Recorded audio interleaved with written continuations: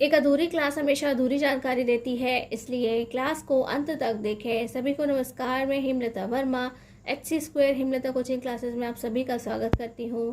प्यारे बच्चों, last class में हमने डाइजेस्टिव सिस्टम ऑफ ह्यूमन यानी कि मनुष्य के पाचन तंत्र में एलिमेंट्री कैनाल यानी कि आहार नाल से माउथ और बकल कैविटी अर्थात मुख और मुख कोशिका को पढ़ा था, और आज के इस क्लास में हम उसी टॉपिक को कंटिन्यू करेंगे। तो लास्ट क्लास में हमने आपको माउथ के बारे में पढ़ाया था, यानी कि माउथ और माउथ कैविटी के बारे में। माउथ से जो खाना है हमारा, यानी कि जो फूड पार्टिकल है वह फेरेनेक्स में जाता है, यानी कि मुंह से वह ग्रसनी में जाता है। The back part of the buccal cavity is called pharynx, यानी कि जो हमारी बकल कैविटी है, माउथ कैविटी है, उसके अंदर का जो पीछे का हिस्सा है, बैक पार्ट यानी कि पीछे का हिस्सा है, उसे हम फेरेनेक्स बोलते हैं। जैसे कि हमने आपको बताया था कि जो आगे का पोर्शन होता है, फ्रंट पोर्शन होता है, उसमें आपको क्या दिखाई देते हैं? टीथ दिखाई देते हैं, टंग दिखाई देती हैं, सलाइवरी ग्लैंड्स दिखाई देते हैं। लेकिन ये कौन सा पार्ट है? यह है उसका पीछे का पार्ट है, बैक पार्ट है। There is a big hole just inside the pharynx, और ये जो हमारी फेरेनेक्स है इसमें पीछे की ओर एक बड़ा सा होल होता है। दिस इज कॉल्ड स्वलो डोर, यानी कि गलट। तो वह जो आपने बड़ा सा होल देखा है उसे स्वलो डोर कहते हैं, यानी कि निगलने का दरवाज़ा, और शुद्ध कहेंगे तो निगल द्वार। और उसका दूसरा नाम क्या रखा गया है? गलट, उसे गलट कहते हैं। The oesophagus opens into the pharynx through this. It means के जो ईसोफेगस है वह कहाँ खुलती है? वह फेरेनेक्स में खुलती है।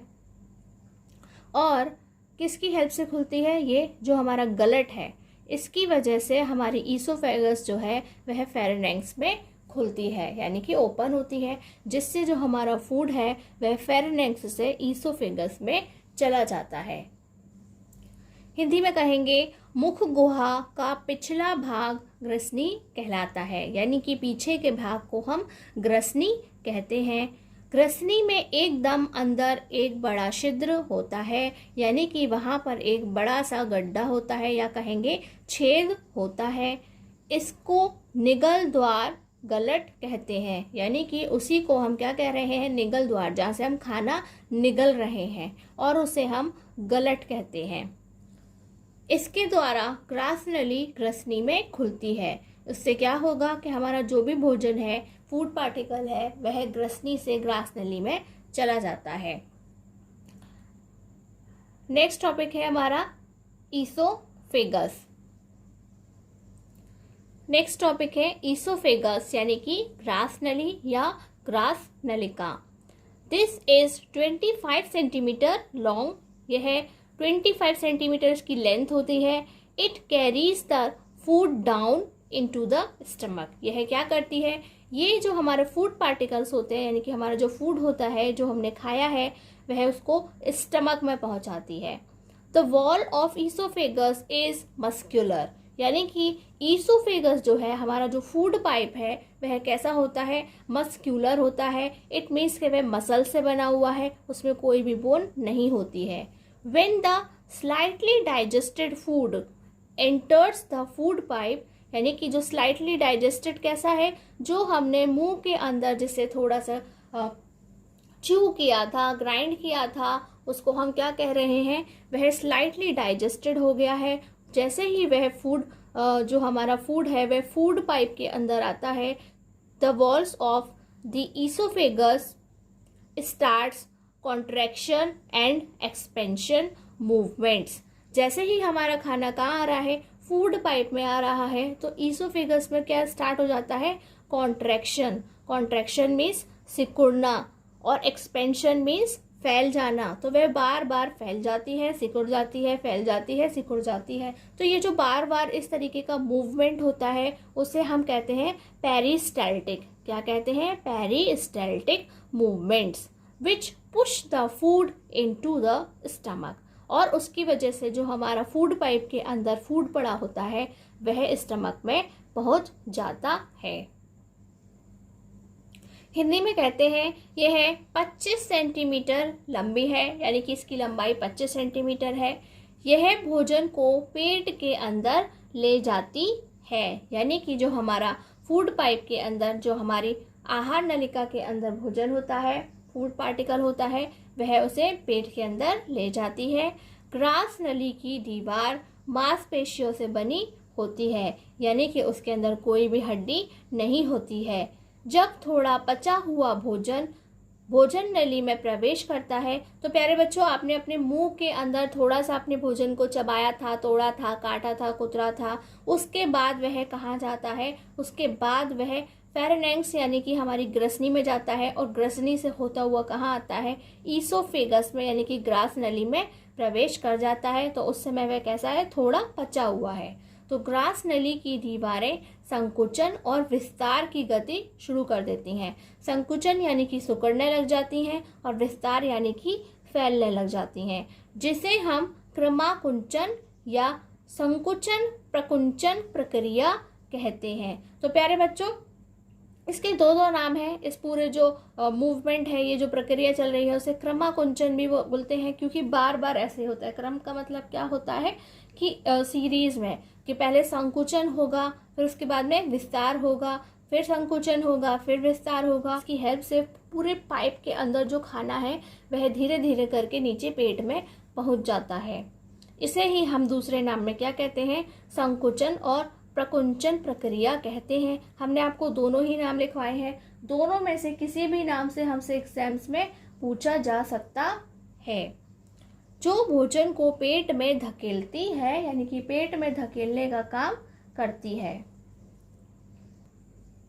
अब हमारा नेक्स्ट टॉपिक क्या है? स्टमक यानी कि आमाशय। क्योंकि अब हमारा जो फूड है वह कहाँ चला गया है? ईसोफेगस से स्टमक में पहुंच गया है, इसलिए अब हम स्टमक यानी कि आमाशय के बारे में पढ़ेंगे। The stomach is a large organ, यानी कि यह एक बड़ा ऑर्गन होता है। That expends when food comes in, और जब इसके अंदर भोजन आता है, यानी कि जो भी फूड है जो ईसोफेगस से होकर के स्टमक में आया है, तो उसके आने पर यह कैसे हो जाता है? एक्सपेंड हो जाता है, यानी कि फैल जाता है, उसका विस्तार हो जाता है। Its length is 25 to 30 centimetre. इसकी लेंथ भी देख लीजिए कितनी है, 25 to 30 सेंटीमीटर का होता है। It's with is 7 to 10 centimetre. इसकी विथ भी दे रखी है। इट हैज़ जे शेप्ड, और जो इसकी शेप होती है वह हमें ABCD वाले जे के जैसी दिखाई देती है, यानी कि अल्फ़ाबेट जे जैसी दिखाई देती है।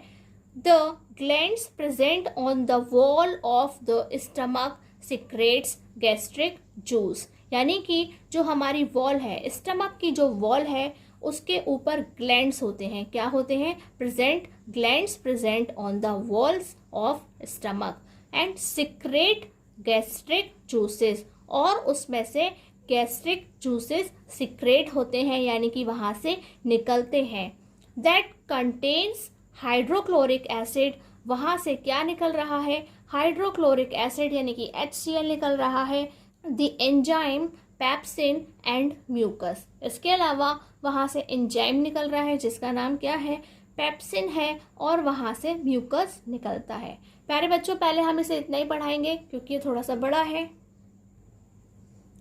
आमाशय एक बृहद अंग है। बृहद यानी कि बड़ा अंग है, जो भोजन के आने पर फैल जाता है, यानी कि जैसे ही हमारी ग्रास नली से भोजन आमाशय में आता है वह फैलकर बड़ा हो जाता है। इसकी लंबाई 25 से 30 सेंटीमीटर होती है। इसकी चौड़ाई 7 से 10 सेंटीमीटर होती है, और यह जे आकार का होता है। तो ये इसकी कुछ बेसिक डिटेल हो गई है कि वह कितना बड़ा होता है और कैसा दिखाई देता है।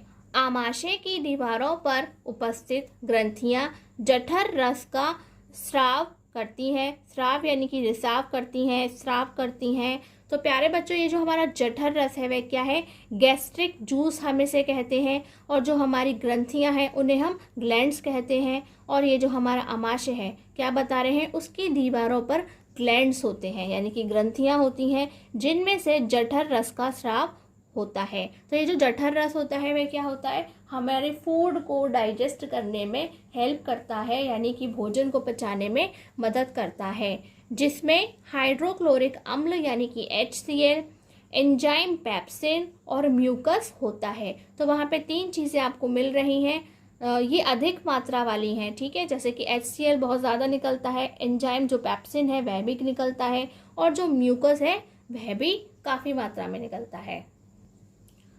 तो प्यारे बच्चों, हमने आपको ये तो बता दिया कि इसके अंदर क्या क्या होता है। जो हमारे गैस्ट्रिक जूसेस के अंदर हमारे वहाँ पे HCl निकलता है, उसके अलावा एक एंजाइम है उसे हम पेप्सिन कहते हैं, और एक म्यूकस निकलता है। नेक्स्ट पढ़ते हैं, a small amount of gastric lipase, यानी कि वहाँ पर एक और गैस्ट्रिक जूस निकलता है जिसे हम लाइपेज कहते हैं, is also present that the breaks down the fats present in the food. वह क्या कर रहा है कि हमने जो कुछ भी खाया है उसके अंदर जितनी भी चीज़ें फैट में हैं, किस में काउंट हो रही हैं, फैट में काउंट हो रही हैं, वह उनको ब्रेक डाउन करता है, यानी कि वह उनको छोटे टुकड़ों में तोड़ता है जिससे उनको डाइजेस्ट किया जा सके। Pepsin breaks down the protein. प्यारे बच्चों, आपको ये बहुत अच्छे से लर्न करना है। एग्जाम्स में पूछा जाता है कि कौन सी जो हमारा एंजाइम या गैस्ट्रिक जूस है जो कि हमारे किस टाइप के फूड को ब्रेक डाउन करता है, यानी कि उसके डाइजेशन में हेल्प करता है। तो जैसे आपने अभी अभी सीखा कि जो लाइपेज है वह किसके डाइजेशन में हेल्प करता है, फैट्स के में, ठीक है। तो जो भी हम फैट वाली चीज़ें खा रहे हैं वह उनको डाइजेस्ट करने में हेल्प करता है। और अभी अभी आपने पढ़ा ये जो पेप्सिन है वह क्या करता है, प्रोटीन के डाइजेशन में हेल्प करता है, ठीक है। जो भी हमने प्रोटीन वाला फूड खाया है, जैसे कि आपने एग खाया उसमें प्रोटीन होता है, ठीक है, मिल्क के अंदर प्रोटीन होता है, और इसके अलावा तो प्यारे बच्चों ये जो मिल्क के अंदर प्रोटीन होता है उसका डाइजेशन हमारा पेप्सिन नहीं करता है। उसके डाइजेशन के लिए वहाँ पर एक और जूस है वह सिक्रेट होता है जिसे हम रेनिन कहते हैं, ठीक है। ये बाकी जो हमारे फूड के अंदर और दूसरा प्रोटीन होता है, जैसे कि हम दालें खाते हैं, क्या खाते हैं, दालें खाते हैं। HCl helps to work these juices, और जो हमारा HCl है वह क्या कर रहा है, वह इन सभी जूसेस को हेल्प कर रहा है उनका काम करने के लिए, यानी कि उसके बिना इनका काम नहीं होता है। बट एक समस्या है कि ये जो HCl है वह क्या है, एक एसिड है, और एसिड क्या करता है, हमें नुकसान पहुंचाता है, और वह भी एक कैसा एसिड है, तो हम कहेंगे एक स्ट्रॉन्ग एसिड है जिसे नहीं खाया जा सकता। तो एक ऐसा एसिड जिसे हम खा भी नहीं सकते, वह अगर हमारी बॉडी के अंदर रिलीज हो रहा है, इट मीन्स कि वह हमारे लिए काफ़ी नुकसानदायक है, हार्मफुल है, लेकिन इसके बिना रिएक्शन भी नहीं हो रही है, यानी कि वह फूड को डाइजेस्ट करने में हेल्प कर रहा है। उसके बिना हमारे पेप्सिन, रेनिन, लाइपेज किसी काम के नहीं है, ठीक। तो अब ये जो HCl है उससे हमारा बचाव यानी कि हमारी प्रोटेक्शन कैसे होती है, तो हम देखेंगे the mucus protects the stomach walls from HCl। तो ये जो हमारा HCl है इससे बचाने के लिए वहाँ पे क्या निकलता है, वहाँ पर म्यूकस भी साथ साथ निकलता है। आपने ऊपर देखा था कि वह वहाँ पे और क्या क्या निकलता है, म्यूकस भी निकलता है। तो ये जो म्यूकस है वह इसलिए निकलता है जिससे कि वह हमारे HCl से हमारे स्टमक की वॉल्स को बचा सके, क्योंकि HCl अगर हमारी बॉडी के अंदर म्यूकस ना बने तो ये जो हमारा HCl है ये हमारे स्टमक की जो वॉल्स है उनको जला देगा, या फिर ये कहिए कि उनमें बड़े बड़े अल्सर कर देगा, यानी कि पेट के अंदर बड़े बड़े छाले कर देगा, और फिर हमें डॉक्टर के पास जाना पड़ेगा। तो देखिए कितने अच्छे से जो हमारे गॉड हैं उन्होंने हमारी बॉडी को डिज़ाइन किया है, या फिर उनके अंदर जो मैकेनिज्म है वह कितने अच्छे तरीके से बनाया है कि वहाँ पर अगर पेप्सिन और जो हमारे बाकी के गैस्ट्रिक जूस हैं उनको काम करने के लिए HCl की ज़रूरत है तो HCl भी दिया है, और अगर HCl हमारे लिए क्या है, HCl हमारे लिए नुकसानदायक है तो उससे बचाने के लिए, उसे प्रोटेक्ट करने के लिए हमें वहाँ पर म्यूकस भी दिया है। और प्यारे बच्चों ये जो म्यूकस होता है वह क्या होता है, और ये काफ़ी कैसा होता है, स्लिपरी होता है, यानी कि चिकना चिकना गाढ़ा गाढ़ा सा एक पदार्थ होता है जो हमारे पूरे स्टमक के चारों तरफ लगा हुआ होता है, जिससे हमारे जो स्टमक की वॉल होती है उसके कांटेक्ट में HCl आने से बच जाता है, क्योंकि ये उस पे पूरे पर लग जाता है। प्यारे बच्चों तो हम हिंदी में आगे डिस्कस करेंगे। तो हमने आपको ये तो बता दिया कि वहाँ पे HCl निकलता है, यानी कि हाइड्रोक्लोरिक अम्ल निकलता है, एक एंजाइम है पेप्सिन निकलता है, और उसमें साथ साथ म्यूकस निकलता है। तो इसके साथ साथ हम देखेंगे कि अल्प मात्रा में लाइपेज भी पाया जाता है, यानी कि वह भी एक गैस्ट्रिक जूस है जो भोजन में उपस्थित वसा का पाचन करता है। यानी कि जितनी भी चीज़ें हैं जो कि जिनमें वसा पाया जाता है, जैसे कि हम क्या जानते हैं, वसा कौन सी चीज़ होती है जिनसे हमारा फैट बढ़ता है, यानी कि जो मोटापा बढ़ाती हैं, वह सारा जो फूड होता है उसे हम क्या बोलते हैं, वसा कहते हैं। तो ये जो पेप्सिन है, पेप्सिन प्रोटीन का पाचन करता है। तो प्यारे बच्चों, आपको याद रखना है कि यहाँ पर जो कुछ भी सिक्रेट हो रहा है, यानी कि स्राव हो रहा है जिसका भी, वह किसी ना किसी कारण से हो रहा है। कोई ना कोई काम उसको करना है, उसको कोई ना कोई टास्क मिला हुआ है, इसलिए वहाँ पे प्रेजेंट होता है। तो आपको याद रखना है कि ये जो हमारा वसा है, ये जो हमारा लाइपेज है वह वसा का पाचन करता है, ये जो हमारा पेप्सिन है वह प्रोटीन का पाचन करता है। तो प्यारे बच्चों, हम आपको बता देते हैं जैसे प्रोटीन किस में मिलती है, आपको दाल में मिलती है और दूध में मिलता है। और लेकिन आपको याद रखना है कि जो दूध में प्रोटीन पाया जाता है उसका जो डाइजेशन है वह पेप्सिन नहीं करता है। हमारा जो सिलेबस है उसमें हमें बस इन 3 को ही पढ़ना है, 3 ही चीज़ों के सिक्रेशन के बारे में पढ़ना है। अदरवाइज आपको ये और भी डिटेल में पढ़ने को मिलता तो आपको पता चलता कि जो हमारे पास मिल्क होता है उसके डाइजेशन, यानी कि उसके अंदर जो प्रोटीन होता है उसको डाइजेस्ट करने के लिए रेनिन नाम का एक एंजाइम होता है, जिसकी हेल्प से हम अपने मिल्क वाले प्रोटीन को डाइजेस्ट करते हैं। और ये जो हमारा HCl है इन रसों को कार्य करने में मदद करता है, यानी कि जो हमारे पेप्सिन है, ये हमारा लाइपेज है, या इसके अलावा जो हमारा रेनिन है, उन सबको काम करने के लिए HCl की मदद की ज़रूरत होती है।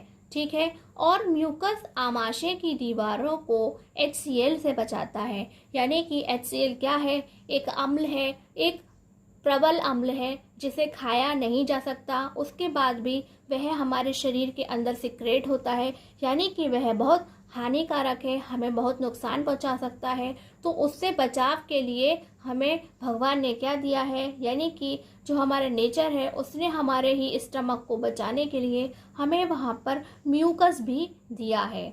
तो ये जो म्यूकस है वह क्या होता है, एक गाढ़ा सा और एक चिकना सा पदार्थ होता है जो कि हमारे पूरे जो स्टमक है, यानी कि आमाशय है, उसकी स्किन पर अंदर लगा हुआ होता है, यानी कि उसकी वॉल पर चारों तरफ अच्छे से लगा हुआ होता है, जिससे कि जो हमारा HCl है और जो हमारे आमाशय की दीवार हैं उनको वह बिल्कुल भी टच ना कर सके। उनके बीच में म्यूकस की एक अच्छी सी लेयर बन जाती है, क्योंकि ये अगर नहीं होगा, यानी कि म्यूकस अगर हमारे पास में नहीं होता है या बॉडी के अंदर अगर म्यूकस नहीं बनेगा, तो HCl जैसे ही हमारे आमाशय की दीवारों के कांटेक्ट में, यानी कि संपर्क में आएंगे, तो क्या हो जाएंगे, हमें पेट में बड़े बड़े छाले हो जाएंगे जिन्हें हम अल्सर कहते हैं।